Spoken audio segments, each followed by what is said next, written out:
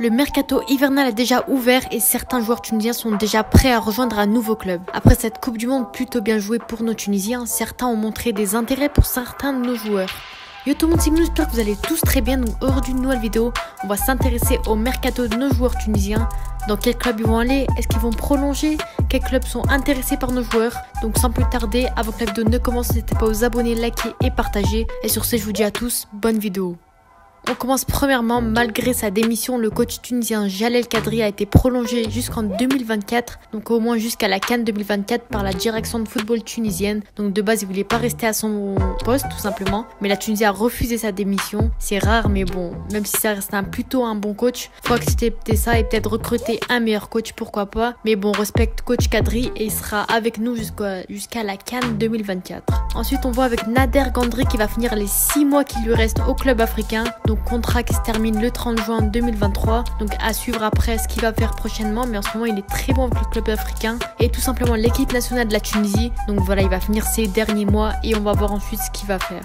Hannibal Mejbri intéresse l'Olympique de Marseille, auteur d'un très bon début de saison avec Birmingham et en jouant tous les matchs en étant titulaire. Pour l'instant, il n'y a pas eu d'offre concrète, mais Marseille ne devrait pas tarder à passer à l'action. Perso, j'aimerais bien le voir dans un top 5 championnat européen en étant titulaire. Ça pourrait enfin mettre le football tunisien en valeur. Enfin, peut-être un joueur tunisien pourra jouer en Ligue des Champions ou tout simplement exploser en championnat. Donc voilà, ça me ferait énormément plaisir si Hannibal Mejbri, tout en étant titulaire, rejoint l'Olympique de Marseille. Mais bon, pour l'instant, on n'a pas eu d'offre spéciale. Donc voilà, à suivre prochainement. Issam Djebali signe un contrat de... On a Issam Djebali qui signe au Gamba Osaka, donc en première division japonaise, pour la somme d'1 million d'euros, avec un contrat de 2 ans. Lui qui était auteur de 4 buts et 3 passes décisives en 13 matchs.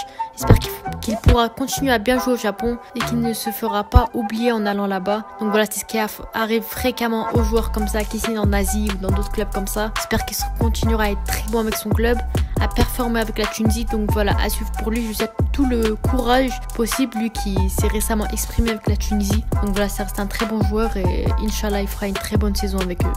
On continue ensuite avec Elias Skiri, auteur d'une belle performance durant cette Coupe du Monde et tout simplement avec son club actuel, Cologne. Elias Skiri est convoité par de nombreux clubs européens, mais celui qui a montré le plus d'intérêt pour lui, c'est tout simplement l'Olympique Lyonnais. Laurent Blanc voudrait le joueur et commence déjà à faire un tri dans son milieu de terrain pour le renouveler. J'espère vraiment qu'il pourra rejoindre l'OL, c'est déjà bien mieux que Cologne. Il pourra un peu plus montrer son niveau, enfin pouvoir s'exprimer et enfin faire son retour en Ligue 1, lui qui était ancien joueur de Montpellier, mettre son talent de milieu défensif en avant. Je pense qu'il pourra aussi jouer le rôle de relayeur entre la défense et l'attaque. Donc pour moi, Elias Skiri, ça pourrait être vraiment un très bon joueur pour l'OL. Eux qui sont en plus actuellement en difficulté, qui sont même pas top 5 de Ligue 1. Donc voilà, ça pourrait vraiment les aider. Un joueur tunisien mis en avant qui pourrait aider l'OL. Donc voilà, ça peut vraiment être une très bonne pioche pour l'Olympique Lyonnais. Mohamed Daoui, donc la petite surprise de cette vidéo, donc le jeune crack tunisien de l'Étoile de Sahel, a finalement décidé de rejoindre El Ahly, lui qui était destiné à être l'un des futurs meilleurs joueurs tunisiens. Il a rejoint le club pour 1,3 million de dollars. Donc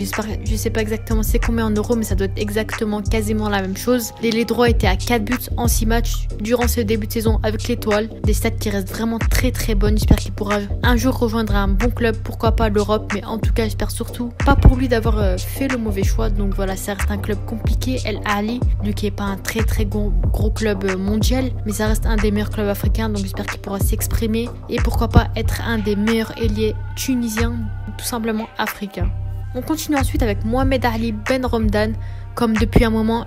Et après sa bonne Coupe du Monde, Mohamed Ali est courtisé par plusieurs clubs de Ligue 1. Lui qui a aussi été auteur de bonnes performances avec l'Espérance de Tunis avec 3 buts en 5 matchs, pourra peut-être enfin jouer dans un club de Ligue 1. Donc on a Montpellier, Lorient, Lille et Angers s'ils perdent pas Ounahi, qui sont intéressés par le joueur. Perso, je pense que le meilleur choix pour lui serait n'importe lequel de ces clubs, même si à Lille ça va être compliqué avec la grosse concurrence. Mais malheureusement, l'Espérance ne compte pas laisser partir son joueur, qui l'a bloqué de nombreuses fois. Et perso, je suis vraiment dégoûtée, c'est pas eux de prendre ce genre de décision, je pense. Comme s'il était emprisonné, en fait, il a pas le droit de quitter son club, entre guillemets, parce qu'il est très bon avec l'Espérance. Donc voilà, je trouve ça assez triste, même si l'Espérance reste un très très gros club africain. Ils ont la chance de laisser l'un de leurs joueurs filer en Europe, autant le laisser tenter sa chance et ça montrera une bonne image de l'Espérance, comme quoi c'est un bon club formateur. Ou au pire des cas, s'ils pensent qu'à eux, ils pourront le vendre à un bon prix et se faire de l'argent pour recruter d'autres joueurs. Donc voilà, je trouve vraiment que c'est dommage. Mais bon, à voir pour la suite, même si ce joueur a été convoité pendant un moment en Ligue 1. On continue ensuite avec Aymen Dahmen, le jeune gardien tunisien. Donc c'est une révélation. Ça va sûrement être notre prochain gardien durant les prochaines années, qui intéresse fortement le Kasımpaşa en Turquie. Lui qui a fait 5 clean sheets en 8 matchs. Il est vraiment chaud et pour moi, il mérite beaucoup mieux que ça. Et au moins un club même d'Allemagne au pire ou d'Espagne, comme ça, les petits clubs Osasuna, Cologne, Tüzkiri par exemple. Je pense qu'il doit rester à l'Étoile pour le moment en attendant l'offre d'un vrai club. Parce que Kasımpaşa, il n'y a que ce moyen pour... J'aime bien le club, je le respecte, mais pour gâcher sa carrière, parce que en allant en Turquie ou dans des clubs d'Asie, c'est très compliqué de se relancer. Donc voilà, je pense vraiment qu'il devrait encore continuer avec l'Étoile, avec la Tunisie. Et s'il y a un bon club européen, pourquoi pas y aller.